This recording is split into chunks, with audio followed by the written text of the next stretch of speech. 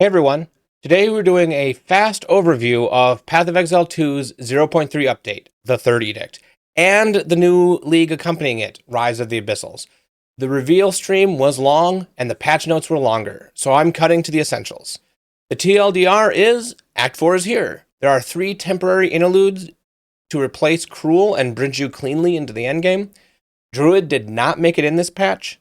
There are a lot of balance changes, mostly buffs, and there is a new trade system so buyers can purchase even when the seller is offline. If you're new to leagues, your current characters will migrate to standard.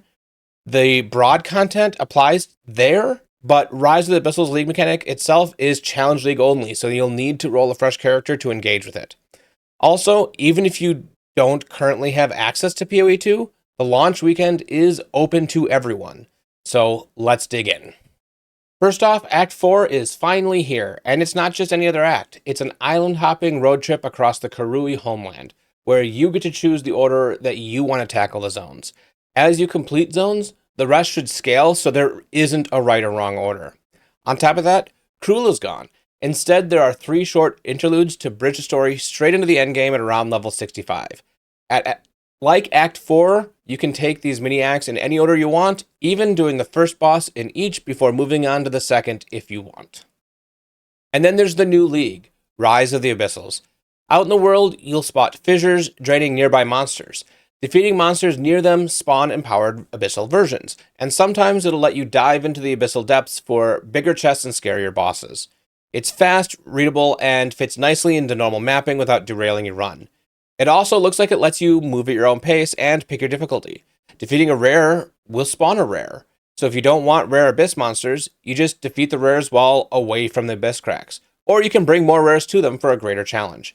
There's also new crafting with Well of Souls. It lets you add a desecrated mod to an item, similar to how Path of Exile 1's Veiled mods work. So you'll get 3 options to pick from. It also will let you modify waystones to scale rewards and difficulty. There are also big changes to support gems. The rule that limited you to 1 copy of each support gem per character, that's gone. After reflecting on the restriction, they decided that there were more cons than pros. There are also now 5 levels of support gems instead of just 3, and many supports now come in multiple tiers that you can progress through. The endgame also adds a bunch of lineage variants that are more impactful and still have the 1 per character restriction. Gone are the days of not running a skill because you already used all the good supports.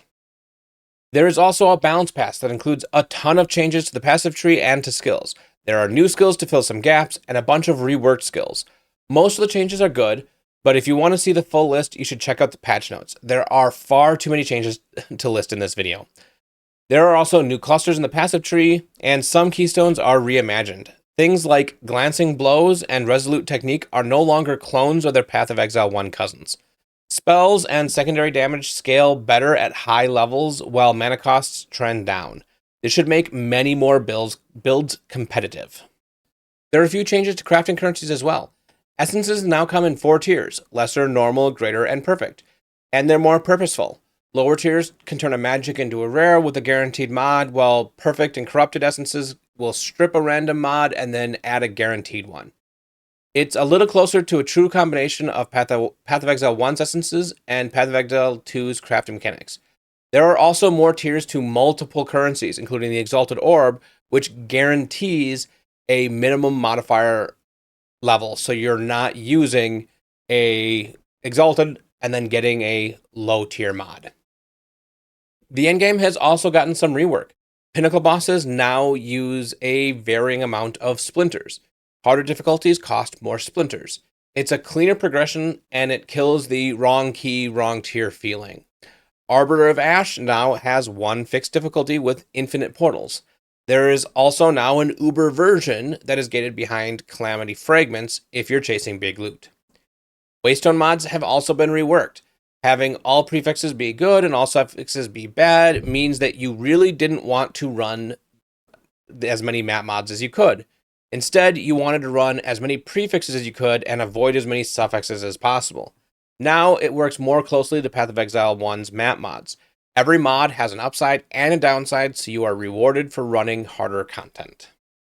There's also now sprinting. Movement between packs is going to be much snappier. Just hold the dodge button and you will start sprinting after you dodge. This is not meant to be something that you use in combat, so if you get hit while sprinting, you will be knocked down and it will take a second to get up. And then lastly, there is a new trade system. You can unlock a merchant NPC in Act 4 and invite her to the hideout. And then you can list items at a set price in a merchant tab. Other players can find the listing on the official trade site, teleport to your hideout, and purchase directly even if you're offline. The buyer pays a small gold fee on top of the listed price. This removes the worst friction. No more chasing AFK sellers, fewer interruptions mid-map, and a fairer experience across time zones. It should also make early league gearing faster and smoother for most players. But there will be growing pains. Price discovery is going to be a bit iffy at first. There are going to be plenty of mispriced items and rapid undercutting. It doesn't fix market manipulation or price fixing, so you will want to be extra careful when doing your price checks. There is no in-game search at this point, so you will still have to use the website to find items, and it uses a new tab type. You will be able to convert any premium tabs you've purchased before the launch of the Third Edict, so you don't have to buy new tabs if you already bought tabs in order to sell items. But until the store is brought to Path of Exile 1, you will lose access to those tabs in Path of Exile 1.